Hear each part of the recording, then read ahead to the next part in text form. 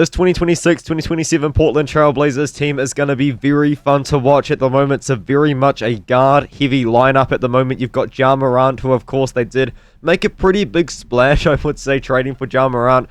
I don't think many people necessarily chose the Blazers as the landing spot for Ja, but I will admit, being a team that doesn't necessarily get a lot of superstar players very often, Damian Lillard, of course, has been the face of the franchise since he's been there, really, and they've tried their best to develop a team around him.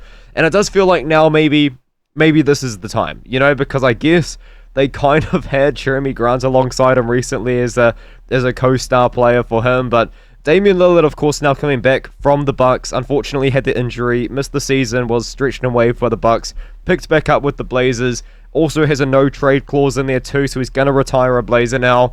He's returning to the Dame package, still on the team. You've got Toumani Camara here starting at power forward, an absolute defensive demon. I will admit he did seem to take a little bit of a step back defensively under Tiago Splitter, so I'm not too sure maybe if that's a Tiago Splitter coaching thing, or maybe Toumani Camara just had one really incredible season for his first two seasons. We'll see if maybe he can pick that up again, but this is someone that is genuinely one of the best defenders in the league. He's defends the best player, start to finish. He's an absolute demon defensively. Donovan Clingan's a very classic center. He's not super athletic, but he can put up the three on occasion, but for the most part, he's someone that you do want to get there, getting those rebounds and also dunking underneath the rim.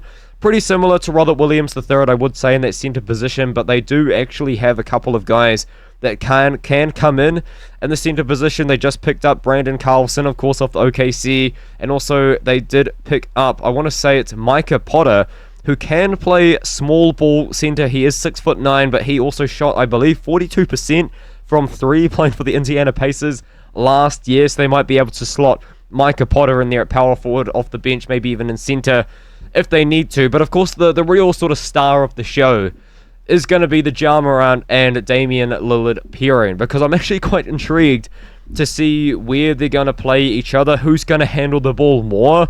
Is Damian Lillard going to play off ball? Is Deni Avdija going to try and play off ball? Because Deni Avdija may as well have played point guard last year. As I said, the third most touches in the league. He was at the foul line a lot, but if you actually did watch Deni Avdija, he drove the ball so much, and I will admit, I am a Blazers fan. I did see this. He was foul baiting a little bit, but unfortunately, that is just the league that we're in right now. So you've got three guys that really need the ball. You've got Lillard, you've got Avdija, you've got Ja Morant. So who's going to be setting each other up? Is there a big-time passing point guard in this team? I know that Damian Lillard is very good at setting up his teammates. I know Ja Morant is actually very good at that too. That's some of the things that he's actually known for having is incredible court vision. He has averaged about 7 assists a year throughout his entire career since he started with the NBA. But I do worry a little bit about who's going to handle the ball. But nonetheless, offensively, this is going to be fun to watch. Now, Ja Morant, he's probably going to be shooting threes. He's probably not going to be hitting threes. This is someone that has not hit the three ball super effectively. If I do go to the stats here, we're going to be watching NBA with the calculators this year, guys. 23.5% from three in the last season, 30% from three the season before. Never really been an efficient three-point shooter, never really been a super efficient scorer necessarily, but of course, for the most part, a lot of his points do come from drives, a lot of his points do come from dunks. He said he's not going to dunk anymore. I do think if Shaedon Sharpe and Ja Morant are on the floor together, that could be an athletic dunking duo I'd like to see. But Shaedon Sharpe is a young, up-and-coming player, of course, that the Blazers drafted out of high school a few years ago. Blazers fans are split on him. I'm going to be honest, I loved Shaedon Sharpe, but I can kind of see it. I can kind of see the trade Shaedon Sharpe sort of ideas that people are putting out there. He is very not so great on the defensive end. He doesn't seem to be a great scorer outside of his pure athleticism. I think his shot making isn't great. I think his shot choices are not great. I think his dunk choices, although he gets some crazy highlights. This guy's trying to dunk over people in NBA games from about the free throw line. It's insane, but he's been getting injured a little bit, and I do think it is just from him being so athletic and just trying to use that athleticism so much. And then, of course, you got Jrue Holiday coming off the bench, it seems, with this current lineup that Blazer Enthusiast has cooked up here. Yeah, Jrue Holiday's a good player. I think they might be able to trade Jrue Holiday for something. I'm not too sure, because I just look at this team. I don't know where Drew Holiday, Damian Lillard, Ja Morant, and Scoot Henderson, and even Shaedon Sharpe all together, fit together. I know that Drew coming off the bench, he's a veteran. He's won his championship. I'm sure he's probably content with that, being the veteran leader that he is, being the really good mentor, I would say, that he's been to Scoot Henderson, because Scoot Henderson's defense leveled up last year, and I know maybe you could credit that to Thiago Splitter, maybe you could count that to the coaches, but I do think that Drew Holiday, as a mentor for Scoot Henderson on the defensive end, has been very, very good. And we have seen towards the end of the season, of course, in a couple of playoff games as well, Scoot Henderson really did show up. So I'm thrilled that Scoot Henderson is a playoff riser, because I still believe in him, man. When Scoot Henderson was drafted alongside Rayan Rupert, Chris Murray, of course, who was shipped off to the Grizzlies to get Ja Morant, I was excited about that, man. I never really cared about Murray, but I did care about Rayan Rupert because he played for the New Zealand Breakers. And then Scoot Henderson, he was kind of like the other prospect alongside Wemby. Obviously, Wemby is the far, far, far better player. But at the same time, at the time, Scoot Henderson was up there in those conversations. He ended up getting picked at 3 for my Blazers, and he just has not quite had a massive breakout season. He's had a few breakout games, but I'm really waiting on Scoot Henderson to put a whole season together to really sort of cement how I feel. But the way that I think this team is going to play, of course, you got Micah Nori now, who is a very, very renowned assistant. Now, I would say he did come off, of course, a lead assistant job for the Minnesota Timberwolves, but he has been assistant for other teams for many, many years now. So I do think now we're going to see him at a head coaching role. Of course, only 1 year. You can thank Tom Dundon for that. I don't really like Tom Dundon as the team owner. I'm going to be real with you, but we're going to see how that does go.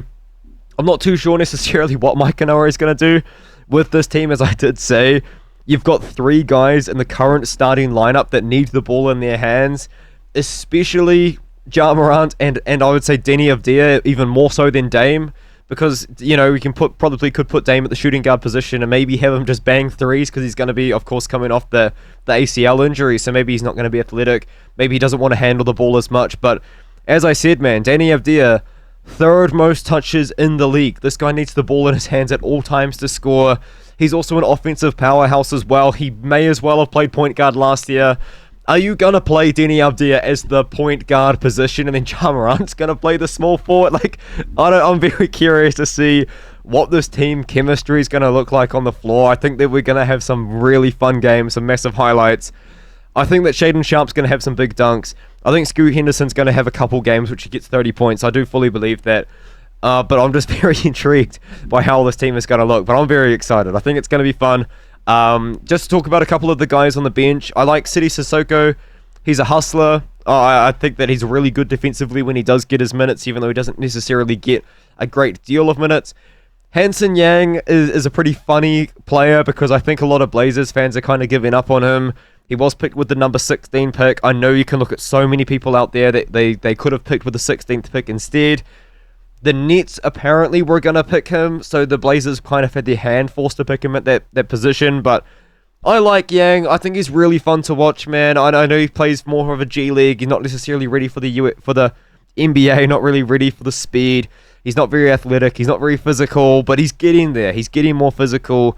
He's getting more athletic. The playmaking is for a center is still there. He does dime up some massive assists. I think he's fun to watch.